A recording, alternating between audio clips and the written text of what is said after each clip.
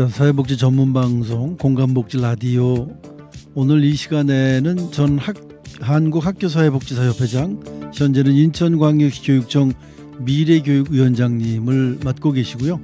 아주대학교 공공정책대학원의 최웅 겸임 교수님과 함께 교육계 전반에 걸친 다양한 얘기들을 함께 알아보는 그런 시간입니다. 자, 오늘도 자리에 모셨습니다. 안녕하세요. 네, 안녕하세요. 반갑습니다. 네. 자, 이제 오실 때마다 아주 명쾌한 답변을 해주시고 우리가 걱정하고 있는 많은 것들을 쉽게 이해하기 좋게 풀어주고 계신데, 두어 달 전에 초중등교육법 일부 개정 법률안이 국회에서 의결이 됐습니다. 네, 그렇습니다. 자, 어떤 내용들이 포함이 돼 있을까요? 이게 학생맞춤 통합지원법이라고 지난번에 저희가 함께 다뤘었는데요. 학교가 학생들을 잘 돕기 위한 이런 체계를 구축하기로 했었는데, 그거를 잘 하려다가 보니까 학교 현장에서 주시는 의견 중에 가장 큰 의견이 이제 학생에게 학교가 어떤 건 지원을 해주고 싶어도 학부모가 동의를 하지 않거나 그럴 때는 이제 지원하기가 굉장히 어렵다, 이런 현장의 의견들이 있으셨어요. 그래서 관련된 내용이 학생맞춤 통합지원법이 아니라 초중등교육법에 담기면서 통과됐는데, 주요 내용은 이제 이런 겁니다. 그런 어려운 학생이 있을 때 학생에게 상담이나 관련된 지원, 치료 이런 것들을 받을 수 있도록 학교장이 이제 권고할 수 있다. 그러니까 그런 권고하는 게 무슨 간섭이나 이런 게 아니고 학생 지원을 해서 당연히 학교장이 해야 하는 거라고 이제 규정을 했고요. 그거에 따라서 보호자가 거기에 또 응당, 협조해야 될 의무를 가진다. 이런 또 이제 보호자에 대한 이런 학교의 권고에 대한 협조를 규정했고요. 또 그러다 보면은 학부모님들께서 다 또 이제 동의하셔서 함께 또 해주시는 게 아니라 가끔 또 이렇게 그럼에도 불구하고 동의하지 않으시는, 그러실 수도 있겠죠. 학부모님들이 계실 때에는 정말 위급한 상황에는 학교가 우선적으로 학생을 지원하고 이런저런 상황 때문에 학교가 그런 조치를 취했다고 이야기할 수 있는 그럼 그런 활동하기가 사실 어려운데 그런 법적 근거를 하나 뒀고요. 거기에 이제 추가된 게 하나가 있는데요. 우리가 학교에서 여러 학생들이 교실에서 생활하다 보면은 조금 이제 옆에 있는 친구들의 수업권을 좀 방해하거나 교실에서 좀 소란을 일으키거나 또 이제 요즘에는 이제 교권 침해라고 그래서 선생님들에게 조금 이렇게 폭력적인 행동을 조금 보이거나 이럴 때에 선생님들이 이에 대한 규제를 하는 게 굉장히 어려웠는데, 학생들에 대해서 이제 방어 및 보호를 위한 일종의 제재를 할 수 있다. 이런 내용이 포함되어져 있습니다. 자, 그러면 정리를 한다면 제가 듣기에는 이제 우리 이도저도 못할 때는 학교나 이런 곳에서 긴급하게 처리를 한 다음에 후에 어떤 결과에 대한 보고를 할 수 있게끔 긴급 발동권 같은 어떤 유사한 권리를 이제 부여를 한 거네요. 네, 그렇습니다. 자, 그리고 두 번째는 수업 방해나 등등 교권을 침해할 경우에는 이제 교권 강화를 좀 해주겠다.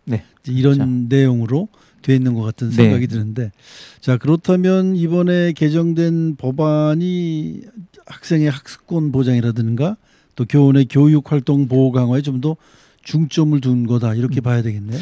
네, 맞습니다. 말씀드린 것처럼 학생맞춤 통합지원법, 이번에 이제 통과된 초중등교육법을 같이 묶어서 보면 학생맞춤 통합지원법은 학생들의 학습권을 보장해주고, 그 학습권을 보장할 때 학생들이 겪고 있는 다양한 경제적, 사회적, 심리적인 어려움들이 함께 해결되어야 하기 때문에 그 부분을 잘 학생들을 위해서 돕겠다 하는 것과, 이번에 초중등교육법 통과되면서 사실 지금 얼마 전에 제주도 사건도 있었고 그 이전에 서희초 사건도 있었고, 인천에서도 특수교사 선생님께서 이제 업무가 너무 많기 때문에 또 여러 또 심리적인 부담 때문에 어려움을 겪으셔서 스스로 목숨을 끊은 사건들이 있었는데, 이런 것들이 계속 있을 때마다 이 교권에 대한 이야기들이 계속 나왔었거든요. 그래서 그 부분을 조금 더 좀 관심을 두고 법이 통과됐다고 볼 수 있겠습니다. 그 제주도에서 근래에 일어난 그 자살을 하신 선생님의 경우에는 어떤 문제 때문에 그렇게 목숨까지 끊을 정도로 위중한 부모님과의 갈등이었나요? 어떻습니까? 글쎄, 이게 이제 수사가 완전히 된 것도 아니고 중간중간에 이제 이런 뭐 경찰발 소식들이 조금씩 네. 뉴스로 네. 현재는 나오고 있는 상황인데요. 나온 거 보니까 학생들 그 선생님께서 네. 그 이제 그 친구가 흡연을 했었나 봐요. 예, 그 담배 피는 거에 대한 이제 생활지도나 조금 이제 제재 이런 네. 것들을 네. 한 것에 대해서 학부모님들이 이제 자기 자녀에게 좀 이렇게 제재하거나 이제 훈육 이런 거를 했을 때 이제 불편하게 여겼는지 학부모님이 하루에도 그 기사 나온 거 보니까 하루에도 뭐 10통 정도 되는 전화를 계속하면서 네. 선생님에게 좀 심리적 압박을 많이 가한 게 네. 원인이 아니었나 이렇게 그 부모님의 있습니다. 입장에서는 귀한 내 자식을 왜 그랬느냐라고 네. 따지는 어떤 뭐 개념이었을지는 모르겠으나 한두 통이면 우리가 이해할 수 있거든요, 사실. 맞습니다. 네, 부모님의 입장에서 잘못은 했지만 그래도 뭐 아이를 저렇게 기죽여서 되겠느냐 뭐 이런 말 정도는 사실 뭐 하실 수도 있거든요. 네. 그런데도 뭐 하루에 10통 이상을 하셨다면 그건 압박을 받으실 수밖에 없는 네. 그런 상황이 재현이 된 것 같습니다. 제가 그 약간 유사하다고 할까요? 네네. 실제 이제 저는 이제 학교의 사회복사로 근무하시는 네. 선생님들과 활동하다 보니까 뭐 저희가 딱 교권 침해다 이건 아니지만 어떤 선생님께서 학생들끼리 서로 싸우거나 하면 우리 학교에서 이제 화해시키잖아요. 좀 이제 사과하고 네. 아이들끼리 함께 살아야 하기 때문에 사과시키고 했더니 그 다음 날 그 국민신문고에 네네. 거기를 통해서 민원이 들어온 사건이 하나 있었어요. 아이고 민원을 제기할 이유가 전혀 없는 것 같은데요. 지금 제 생각에는. 그러니까 사과를 하긴 했지만 네네. 학생이 원하지 않은 사과를 강요했다. 그러니까 이거는 아동들에게 심리적 압박을 줬다.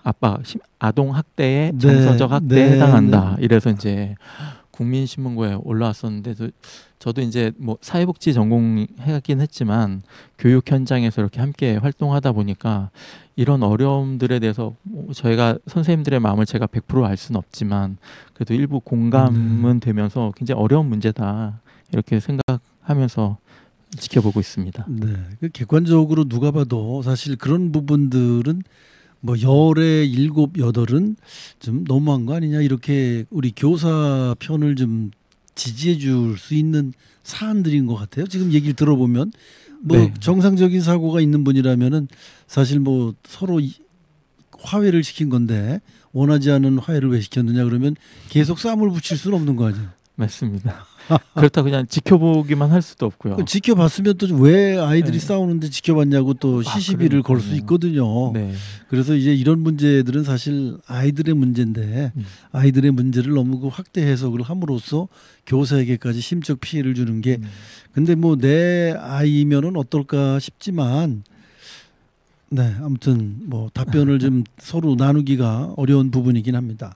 자, 내용을 살펴보고 싶은데요. 지금 말씀하신 여러 가지 얘기들 중에 이제 학생 정서 행동에 어려움을 겪는 경우 상담 치료 등의 지원을 받을 수 있는 법적 근거가 마련이 됐다. 아까 이렇게 말씀을 해 주셨거든요. 네, 그렇습니다. 이전에도 이런 권고는 있지 않았었나요? 뭐 달라진 점이 있는 겁니까? 근데 이제 권고를 한다고 했을 때에 이거 좀 받으셔야 돼요라고 했을 때는 이런 법적인 근거가 없으면 네네. 어떻게 보면 이제 자녀에 대한 월권이 될 수도 있고요. 네. 있겠고요. 간섭이라고 느낄 수도 있을 것 같고요. 근데 이제 법에 들어감으로써 학교가 학생들에 대한 이런 생활지도나 또 학생에게 필요한 조치들을 하도록 한다는 의견을 책임감 있게 하도록 한다는 것은 또 좀 다른 부분이라고 할 수 있겠습니다. 좀 전에 선생님이 말씀해 주신 부분 중에 싸우는 아이를 화해시킨 부분이 그 법률적으로 이제 개정된 법률로 보면 맞습니다. 교사가 그 싸우는 아이를 제재하거나 뛰어놀 수 있는 그런 법적 근거는 일단 마련이 된 거네요. 네, 그렇죠. 그러니까 화해를 시킨 것에 대한 시시비는 일단 그 법률에 의해서 뭐 지금 이제 학부모님이 왜 원하지도 않은 사고를 시켰느냐라고 말하기에는 좀 어려운 부분이 있겠네요. 네, 맞습니다. 그 앞에 말씀드린 상담 받도록 권고한다고 하는 거는 그 초중등교육법 18조의 5가 이제 개정되면서 학생의 지원에 관한 내용이고요. 그 뒷부분에 말씀하신 거는 20조가 바뀌었는데 그게 학생의 생활지도에 대한 부분이에요. 그래서 긴급한 경우에는 학생의 행위에 대하여 방어 및 보호를 위한 제지를 할 수 있다. 이렇게 이제 표현되어 있습니다. 그러니까 후자의 그 예를 들어 주셨던 것이 바로 그 법률에 적합하게 맞네요. 야, 그런데 이제 예전에는 사제지간 뭐 이런 얘기, 스승 이런 얘기를 많이 했었잖아요. 그래서 이제 이게 꼭 법으로 규정이 돼서 서로를 보호해야 된다는 게 참 씁쓸한 면이 없잖아 있긴 있습니다. 이게 뭐 뒷부분에 또 말씀드리겠지만 이 학생들이 겪고 있는 어려운 환경, 사회적 환경 뭐 이런 것들부터 시작해서 최근에 이제 선생님들이 겪고 있는 어려움, 또 이제 기사들 나오는 거 보면 일주일에도요 몇 건씩 교사가 학생으로부터 폭행을 당하거나 또 이제 교사에 의해서 학생이 뭐 좀 어려움에 처하는 사건들도 있고, 학부모와 교사와 학생들이 서로 뭔가 이게 좀 학교라는 공간이 그 예전에 그 공동체나 서로의 약간 끈끈함, 연대의식 이런 것들이 좀 많이 부족해지면서 이런 것들이 나타나는 게 아닌가. 또 사회적으로는 그렇게 좀 보이고 있습니다. 좀 어려움이 많이 있을 것 같습니다. 자, 이제 그렇다 보면 이제 학교에 전문 상담 교사를 배치하는 게 원칙으로 된 겁니까, 그럼? 이것도 이제 같이 다뤄진 것 중에 하나인데요. 이 전문 상담 교사분들이 지금 이제 학교에 배치되어 있지만 뭐 다 100% 배치되어 있는 건 아니긴 합니다만, 근데 이제 그 전에 원래 있던 현행법에는 학교에 전문 상담 교사를 두거나 아니면 교육청에 순회하는 전문 상담 교사를 두도록 이렇게 했었는데요. 이번에 개정된 거에는요, 학교에 전문 상담 교사를 둔다. 그러니까 학교마다 일단은 한 명씩의 전문 상담 교사를 두고 그 다음에 추가로 필요하면 순회하는 전문 상담 교사를 두도록 하는 게 이제 바뀐 거라서 기존에는 학교에 둘 수도 있지만 교육청에 순회로 둘 수도 있다 해서 학교에 둔다. 요 부분이 바뀐 게 좀 차이라고 할 수 있겠습니다. 그럼 우리 담임을 맡고 계신 선생님께서 만약에 학습 지도나 이 학교 생활 지도를 하는 부분에 있어서 우리 사회 전문 상담 교사님에게 아이를 의뢰를 할 수가 있겠네요.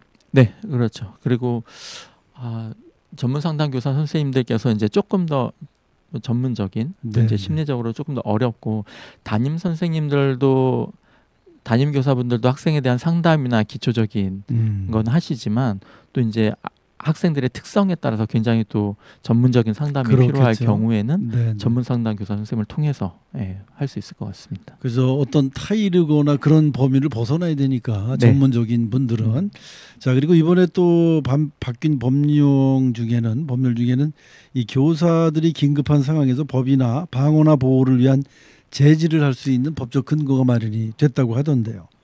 그러면 기존에는 학생이 그렇게 폭력적으로 나왔을 때 이 선생님들이 일방적으로 뭐 방어를 하거나 방어성 공격을 하거나 그럴 수가 없었습니까, 그럼? 그게 앞에서 말씀드렸던 그런 많은 사례들처럼 굉장히 어려움이 있습니다. 이게 학생들을 물리적으로 제재하는 게 사실은 물리적으로 이제 이렇게 좀 손을 잡는다거나 이렇게 하면은 그게 이제 학대다 이렇게 표현될 수도 있고요. 그래서 실제 교실 현장에서 그 다른 학생들의 학습권을 침해하는 이 경우들도 있을 때 선생님들께서 어떻게 적극적으로 조치를 취하시기가 되게 어려운 상황들이 많이 있습니다.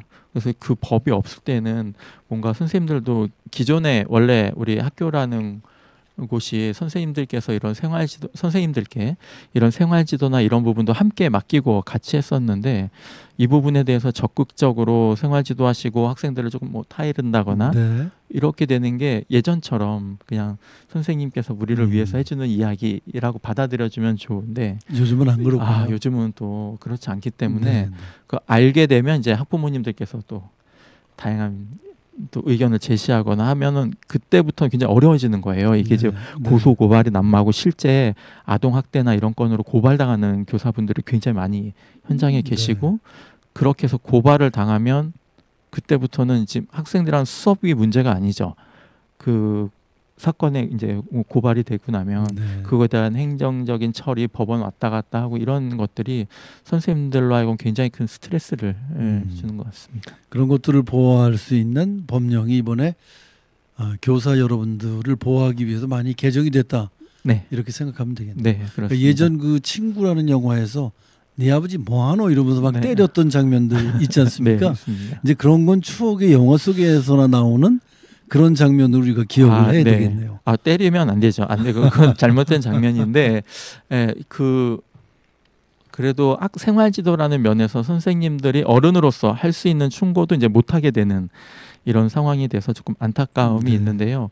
거기에서 이제 조금 더 지나서 이게 본격적으로 이 법에 대한 논의가 이제 오늘 처음 말씀드리지만 현장에 적용이 되고 나면 조금 어려운 문제들이 생길 수도 있을 것 같아요. 왜냐하면 그 초중등교육법 20조 바뀐 거에 보면은 학교의 장과 교원은 다음 각 호에 따른 정당한 행위를 했을 때 아동복지법에 따른 아동학대 행위로 보지 않는다. 그러니까 금지 행위로 보지 않는다고 했는데 그게 뭐냐면 학생들에 대한 생활 지도를 위한 조치를 취했을 때, 그 다음에 다른 학생들의 수업권을 보호하고 선생님들의 교권, 학습 활동을 위해서 제지하는 것. 여기서 제지라고 하는 것은 물리적 제지를 이야기하는 겁니다. 그러니까 학생들을 좀 이제 공간을 분리시킨다거나 아니면 선생님들께서 이렇게 좀 학생들의 학생들이 몸으로 이렇게 좀 할 때에 좀 제지를 한다거나 세 번째는 아까 그 개별 학생들에 대한 어려움이 있을 때 지원한다고 했는데 부모가 동의하지 않았는데 지원을 했잖아요. 이것도 과거에는요. 그 학생이 있어서 선생님이 좋은 마음으로 예를 들어 이 학생에게 도움이 되는 거니까 뭘 줬어요. 뭐 예를 들어서 저희 쪽에서 뭐 간식을 줬어요. 간식을 줬는데 그 학생에게 안 먹이는 평소에 부모가 안 먹이는 간식을 줬어요. 그럼 이건 또 시비거리가 될 수도 있어요. 그렇겠네요.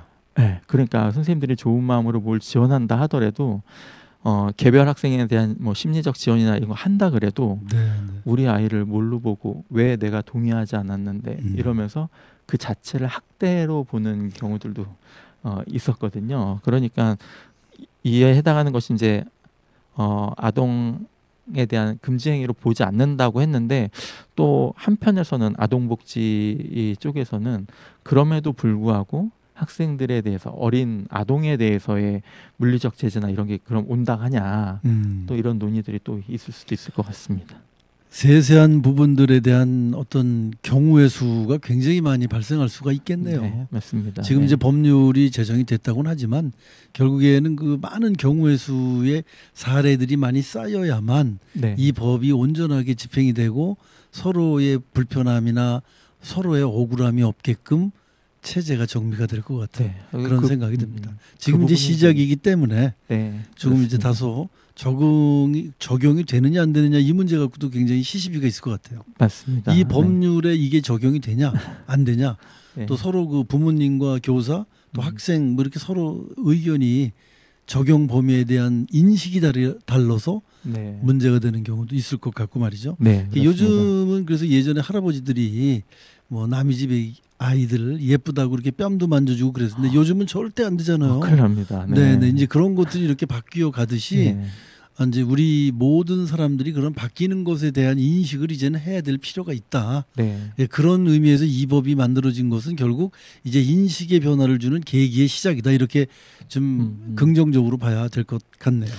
거기다가 이제 조금만 더 보태면 말씀해 주신 것도 맞고 그동안에 그 교사분들이 학교에서 너무 학생들 지도할 때 좀 위축되는 것들이 굉장히 많이 있었습니다. 이제 법적으로 들어오기 때문에 그래서 최소한의 교사가 역할을 할 수 있는 범위 내에서는 그래도 국가가 그 교육 활동에 대한 인정을 해줘야 되고 법적 안정장치를 교사 입장에서는 또 필요한 부분이라서 그 부분에 최소한을 마련했다 이 정도가 될 것 같습니다. 뭐 환상적인 얘기겠지만 결국 그 부모님도 이해를 하고 선생님도 이해를 하고 이게 모든 사람들이 서로 입장을 바꿔서 역지사지의 마음으로 이해를 한다고 들면 이러한 법률들이 크게 문제가 되지는 않겠지만 이제 그런 현실이 아니기 때문에 이런 법률들이 제정이 되는 건데 제 얘기는 이제 환상적인 얘기로 그냥 그치겠죠. 저도 근데 그런 환상 갖고 있는데요. 네. 그러니까 그 환상이 현실이 될 때가 사실은 제일 좋은 세상이 아닐까 이런 생각이 들기도 합니다. 맞습니다. 자, 이제 이번 의결된 내용들이 시행되는 시기는 그럼 언제부터입니까? 네, 말씀드렸던 것처럼 학생 맞춤 통합전이랑 같이 맞물려져서 예, 법이 통과됐기 때문에요. 학생 맞춤 통합전법 그리고 이번에 바뀐 초중등 교육법 내용은 내년 3월부터 네, 모든 학교에 이제 적용이 되게 됩니다. 내년 신학기에 적용이 된다. 이렇게 네. 생각하면 될 것 같으네요.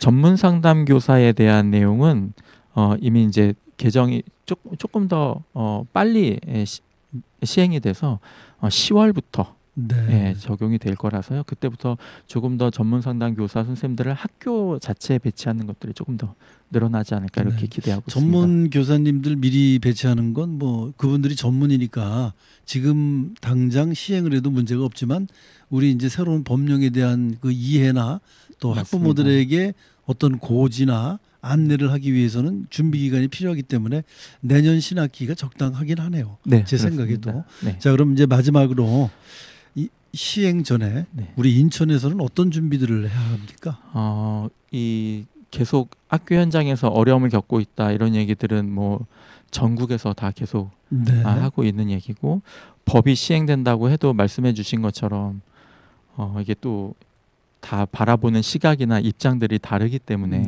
예, 좀 논란이 계속 있지 않을까 싶긴 한데요.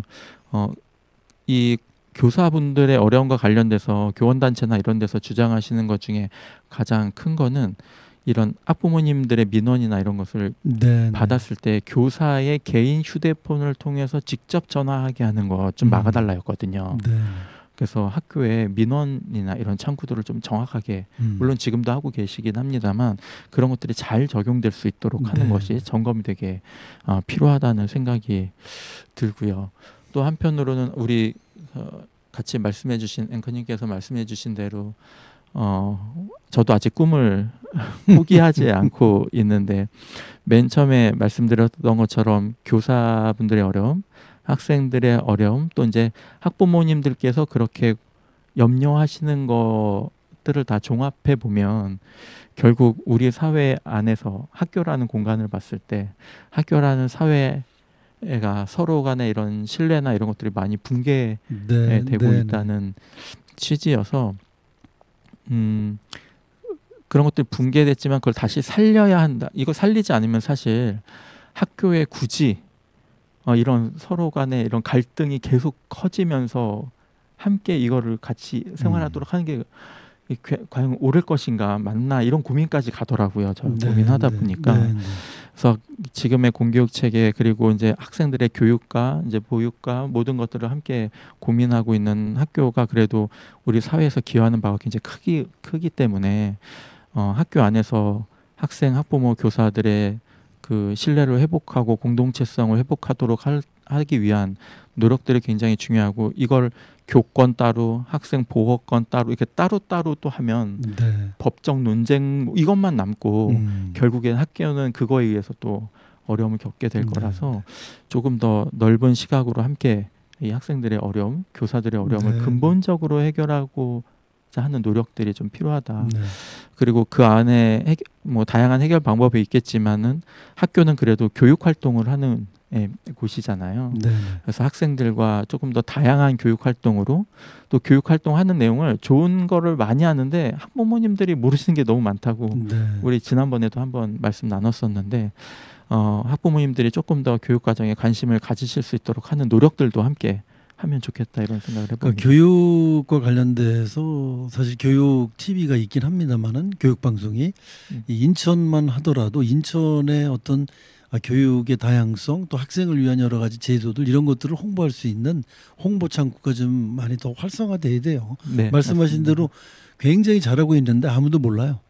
그래서 일단 학부모님들은 의심을 먼저 하시니까 우리 아이가 혹시 이런 의심으로부터 출발하기 때문에 의심이 이게 커지는 거거든요. 그래서 어떤 홍보 창구가 좀 다양해야 되겠다라는 생각도 들고요. 아까 그 민원 창구를 얘기하시는데 선생님 개인 번호 말고 학년별로 휴대전화가 공통으로 있어갖고 그렇게 그 전화로 이제 다 일괄적인 민원이 접수되면 어떨까 이런 생각이 드는데요. 맞습니다. 그 개인 교사의 휴대폰으로 이런 게 들어오는 건 외국에서는 상상도 할 수 없는 일이거든요. 그러니까 학년별로 하나씩 전화를 개통을 하는 거죠. 그래서 모든 전화는 이래라. 그래야지 예를 들자면 밤 12시 넘어서 출근 전, 퇴근 후 이럴 때 전화하고 그러면 안 되잖아요. 맞습니다. 자, 그래서 앞으로도 갈 길은 멀다. 그리고 신뢰가 빨리 바탕이 돼야 된다. 결국에는 그거가 될 것 같습니다. 우리가 이제 학교 교육을 최후의 보루라고 생각을 하는데 이러다 보면은 대한교육이 활성화돼서 공교육이 무너질 수도 있거든요. 그래서 앞으로 좋은 얘기 많이 해주시고요. 오늘도 뭐 시간이 없는 관계로 더 자세히 얘기는 못합니다만 다음에 또 나오셔서 좋은 얘기 많이 해주시길 바라겠습니다. 네, 그 마지막으로 우리 제주도 그 중학교 선생님의 이제 명복을 다시 한번 빌면서요. 전국에서 고생하고 계시는 우리 교사분들에게 그래도 응원의 말씀, 화이팅 하시는 말씀 꼭 전하고 싶습니다. 고맙습니다. 자, 오늘도 전 한국학교사회복지사협회장을 지내시고 인천광역시 교육청 미래교육위원장을 하고 계신 아주대학교 공공정책대학원의 최웅 겸임 교수님과 함께 교육의 미래에 대한 걱정 함께 나눠드렸습니다. 오늘 말씀 고맙습니다. 네, 감사합니다.